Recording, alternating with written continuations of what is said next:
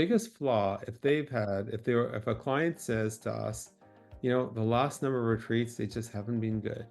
So my question would be is, gee, why do you think they've all been bad? Why? And who's it? Einstein. I'm paraphrasing poorly, but if something doesn't work, keeping on doing it is not, is the height of insanity, right?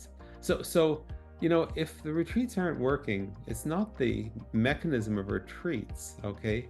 It's how they're planned, who's involved, what's everyone doing, how are people set up beforehand, what's the follow-up afterwards, right? How does it fit in with all the other sort of interventions that you do, whether it be coaching or training or the meetings that you have, or your management systems and so on. So listen, it's not just, if the retreats are bad, you got to change it up, right? You got to do something differently, right? And otherwise, you're just gonna have another bad retreat.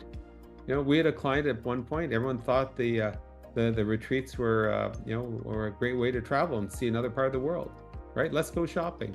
And you know what? In a certain sense, of course, there's a little bit of that excitement if the retreat is somewhere else.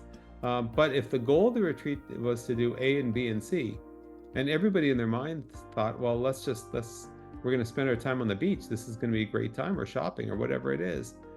It's not going to be successful. It will never be successful, right? On the other hand, if the expectations are set and everybody understands why they're doing it, and everyone understands their role on the retreat and how it fits into their day job and why, getting something out of, let's face it, if you're an attendee, you're being pulled away from your job, 2, 3, 4 days with travel, who knows however long the offsite actually is.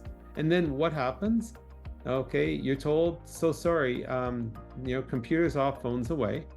Okay, and then late at night, you might say, okay, let me just do a quick check, etc. But there's activities in the evening, so you finally get back to the office after being away for 2, 3, 4 days, and there's this massive backlog of stuff you've got to go to, which you just sort of dive into, and therefore everything, a lot of stuff gets forgotten, even the best intentions, right? But even worse, you say to yourself, why do I want to go to this retreat when it's going to be so stressful afterwards, right? So I think there's an awful lot that needs to be done in many organizations to make sure that when you're doing this incredibly expensive activity, that everybody feels that it's been a worthwhile time afterwards. And if it's not, the last several ones have not been hitting sort of that bell, it's time to make a change. And they've got to be done differently. You just can't afford not to.